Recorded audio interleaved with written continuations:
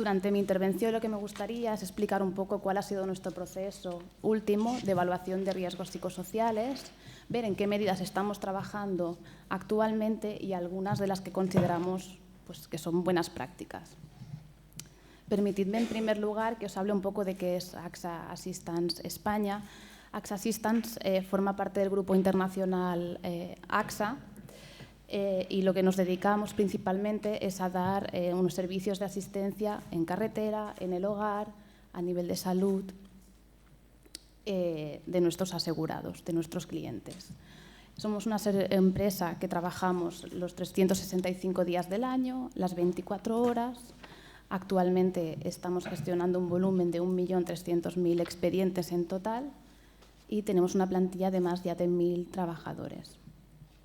Si hablamos de perfiles de puestos de trabajo mayoritarios, el principal puesto de trabajo es el de agente tramitador, de aquella persona que atiende al cliente y que gestiona su expediente, que gestiona su siniestro. Tenemos 2 centros de trabajo, uno donde se encuentra la mayor parte de la plantilla aquí en Barcelona y el otro en Madrid. Si ponemos el foco en lo que son las personas, tenemos muchísima diversidad cultural. Estamos hablando que entre nuestra plantilla hay personas de hasta 35 nacionalidades, ¿de acuerdo? Y también plantillas muy jóvenes de personas que tienen entre 30 y 35 años. También un aspecto importante a detallar es que casi el 30% de la plantilla lleva menos de un año trabajando en la compañía, con lo cual es una empresa pues que está teniendo un crecimiento muy exponencial en los últimos años. Y eso también a veces supone una dificultad de la gestión, tanto desde el punto de vista cultural como idiomático y también de permanencia en la empresa. En cuanto a la prevención, se organiza bajo la modalidad de servicio de prevención mancomunado. Desde el servicio de prevención lo que asumimos son las especialidades técnicas y externalizamos lo que es la medicina del trabajo. Ya más específicamente, lo que es la gestión del riesgo psicosocial, la primera evaluación se inició en el año ya 2009. En ese momento, esa evaluación de riesgos psicosociales se realizó mediante la metodología ISTAS y fruto de todo el trabajo realizado tanto por la Dirección de Recursos Humanos, la persona que en ese momento llevaba la prevención de riesgos y la representación social, evidentemente, se consensuó un plan de medidas preventivas cuya implantación final se realizó en el año 2011. En el año 2014, tal y como os comentaba, la empresa ha sufrido muchos cambios, sobre todo en cuanto al crecimiento tan rápido de la plantilla y de los propios procesos de trabajo. Desde la representación social se propuso al servicio de prevención, al área de prevención, el que esa evaluación de riesgos psicosociales se volviera a repetir. Esta nueva evaluación se planificó y se lanzó en enero del año pasado, en enero de 2015. Se realizó en ese caso mediante la metodología FPSICO, la versión online. Como os comentaba, y dado que hay muchísima diversidad cultural, incluso hay momentos en que hay personas que tienen dificultades en la comprensión del castellano, esa misma encuesta no solo se lanzó en castellano, sino que también se lanzó en inglés y en francés, con lo cual también pues, podría considerarse una pequeña buena práctica, ¿no?, de adaptación a las necesidades idiomáticas de los trabajadores. Finalizado lo que fue la parte más de tipo cuantitativo, se hizo mediante una encuesta en la cual hubo una participación del 40% aproximadamente. Se consensuó con el grupo de trabajo en que era necesario realizar un abordaje de tipo cualitativo. Fruto del trabajo, fruto de estas dinámicas de trabajo, ¿no?, de este abordaje cualitativo, nacieron una serie de círculos en prevención que eran unas dinámicas, y la verdad es que nos permitió enriquecer muchísimo más los resultados y llegar a entender el porqué de algunos de esos resultados, ¿no? Entraré en ello más adelante para que tengáis una visión de conjunto de cuáles son las medidas preventivas que se analizaron, o sea, que se identificaron a raíz de ese proceso de evaluación, pero me gustaría detallaros cuáles han sido las buenas prácticas que consideramos que fruto de este proceso de evaluación se han puesto en marcha. En primer lugar, me gustaría hablar de la evaluación como una herramienta en sí misma de sensibilización. Lo hemos comentado, hay mucho desconocimiento de lo que es el riesgo psicosocial. ¿Cuáles son aquellas condiciones de trabajo, ¿no?, que en un momento dado nos pueden generar un riesgo psicosocial? Pero aún más, ¿cuáles son los posibles daños a la salud, ¿no?, de no gestionar el riesgo psicosocial? Hay mucha falta de conocimiento con respecto a este tipo de riesgos.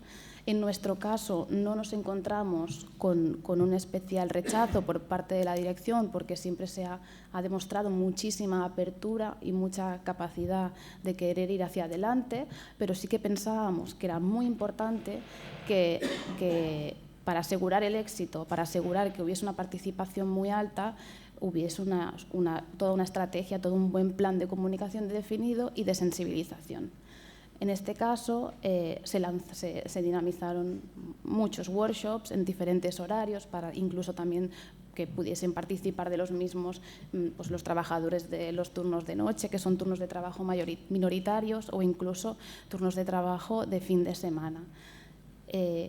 Estos talleres se dinamizaron junto con los delegados en prevención.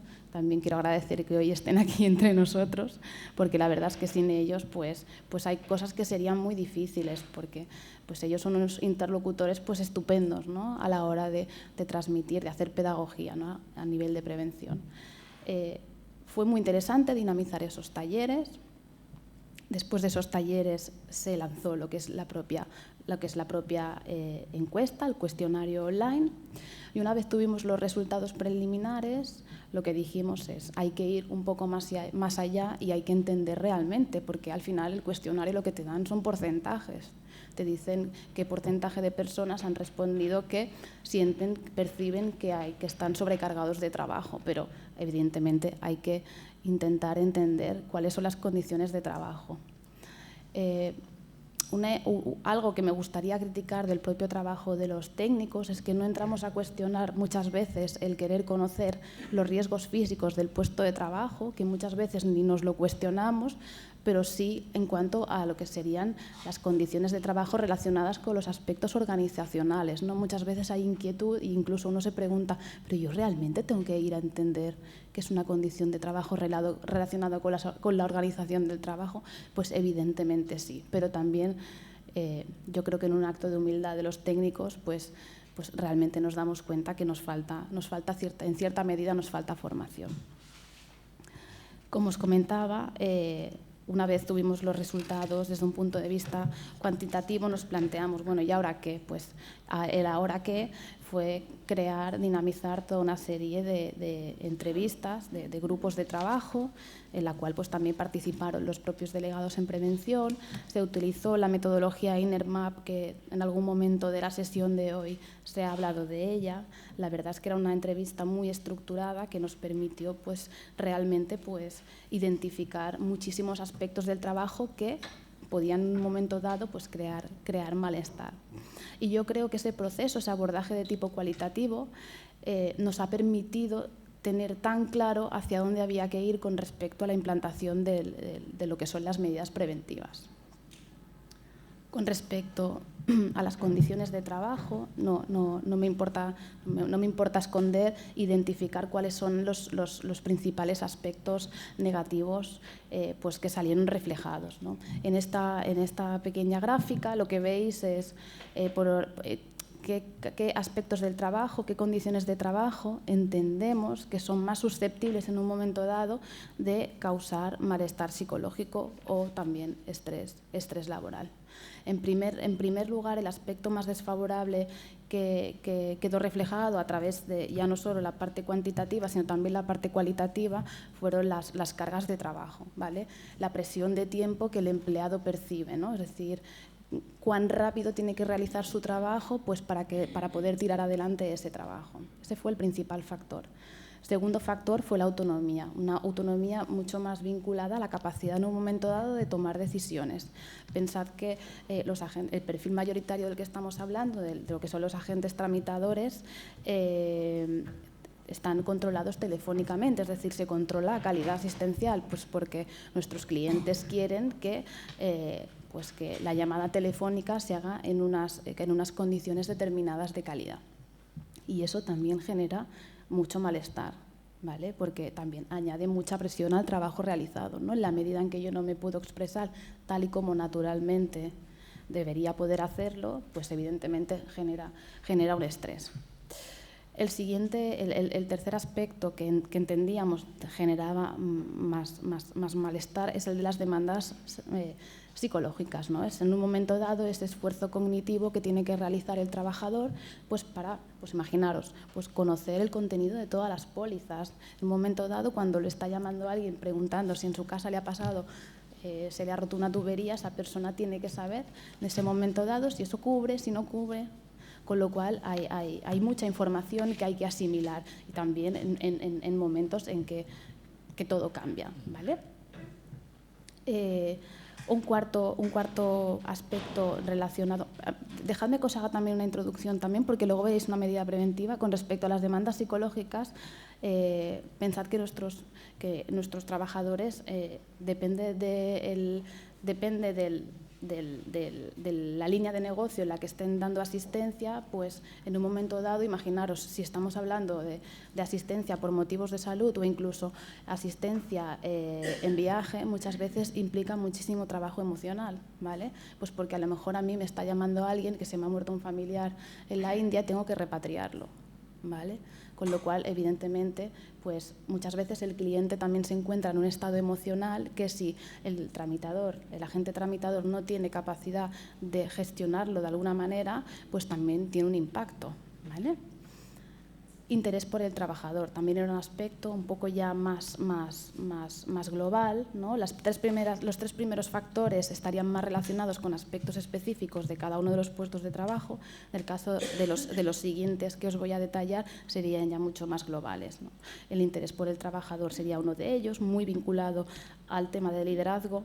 La participación y el apoyo social también, ¿no? La falta en un momento dado de canales de participación, ¿no?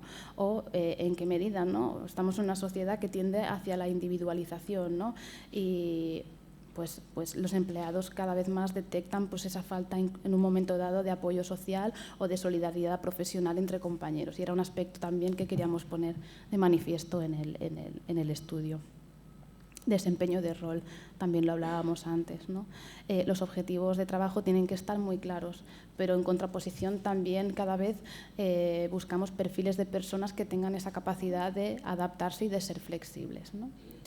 Por último, un aspecto que está ya supeditado al horario en que la persona realiza su trabajo es el tiempo de trabajo, ¿no? Y en este caso es un factor desfavorable pues, que apareció naturalmente en aquellos perfiles de puestos que trabajan en horarios de fines de semana o de turno de noche.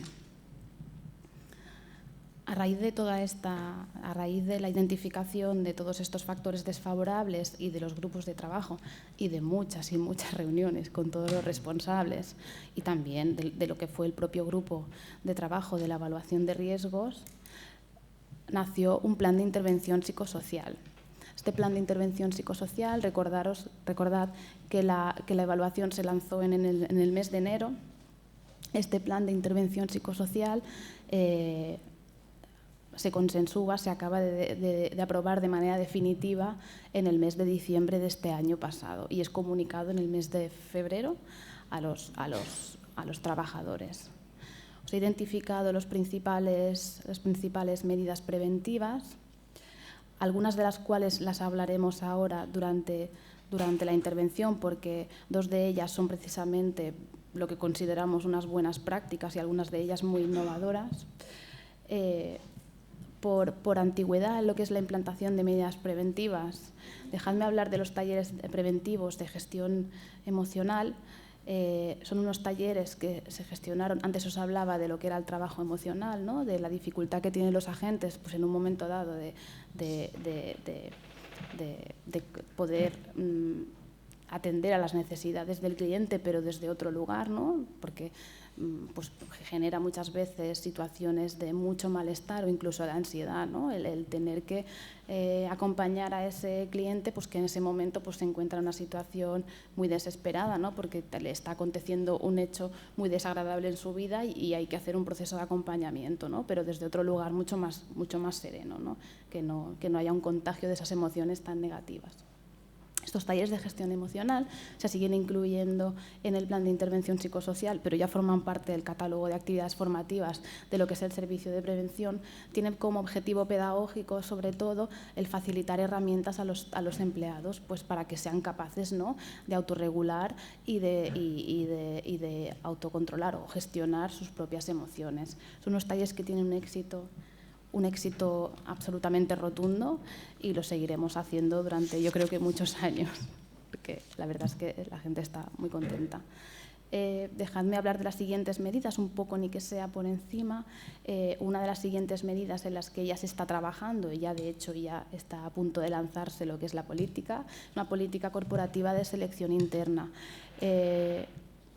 No existía una política de selección interna como tal, sí que había unas buenas prácticas, pero el trabajador tenía la necesidad de entender cómo se desarrollaban todos los procesos de movilidad interna dentro de la empresa, en qué medida podía optar a otros puestos de trabajo y todo esto también muy vinculado a lo que son los procesos de desarrollo de carrera.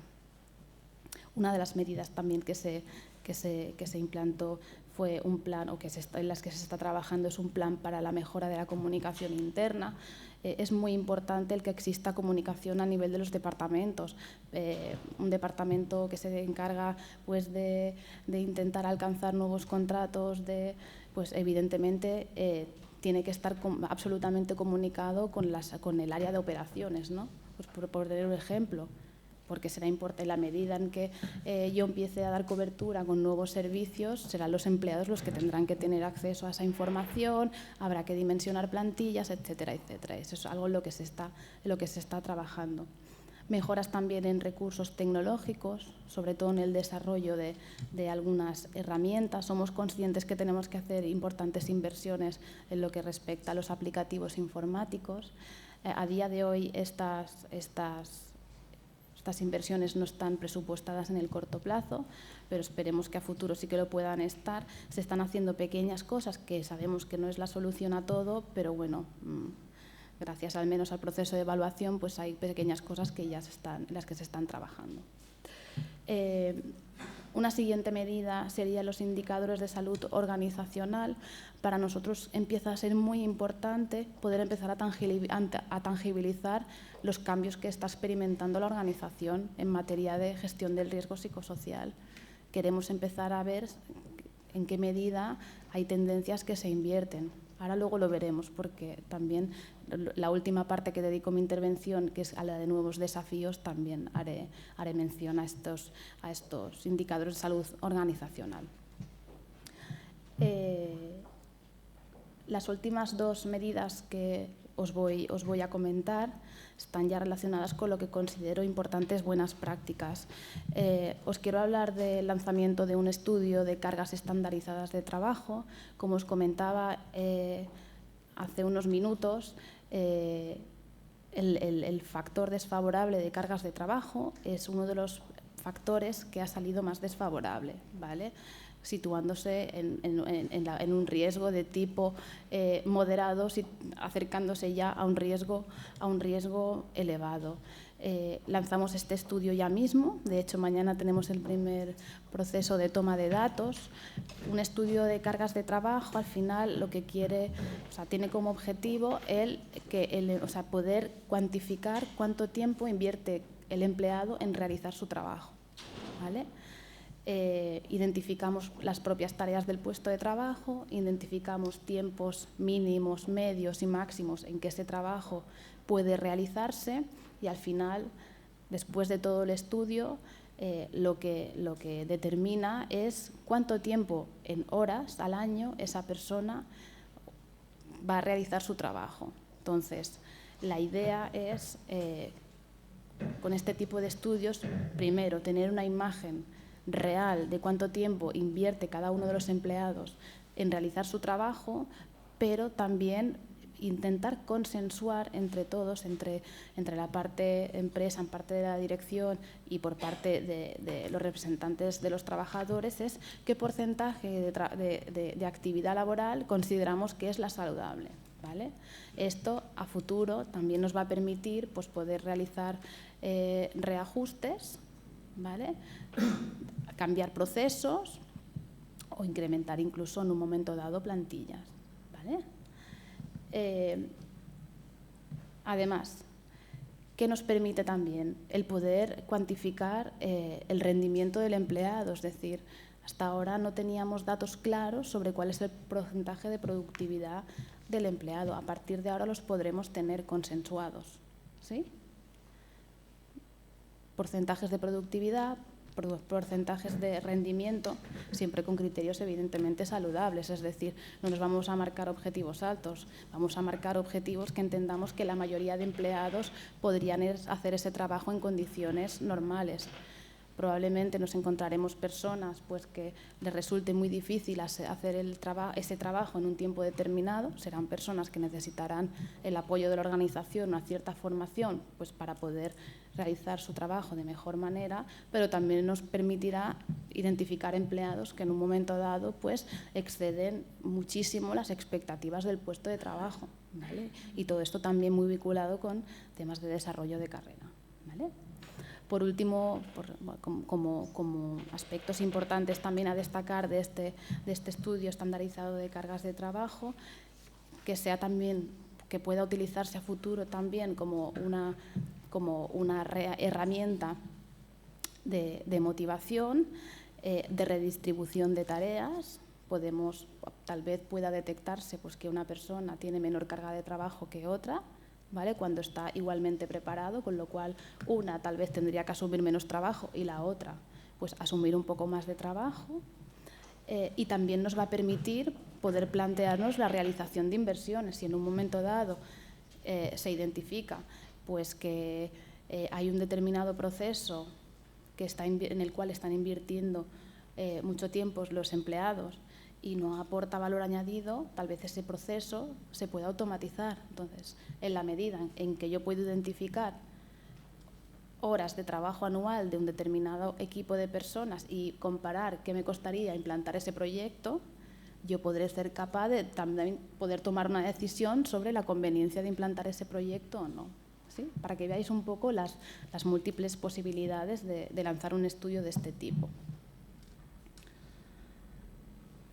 Una tercera buena práctica, os he hablado de la evaluación como herramienta de sensibilización, os he hablado del estudio estandarizado de cargas de trabajo. Estamos apostando muchísimo por lo que es la formación a los responsables de equipo, a los managers.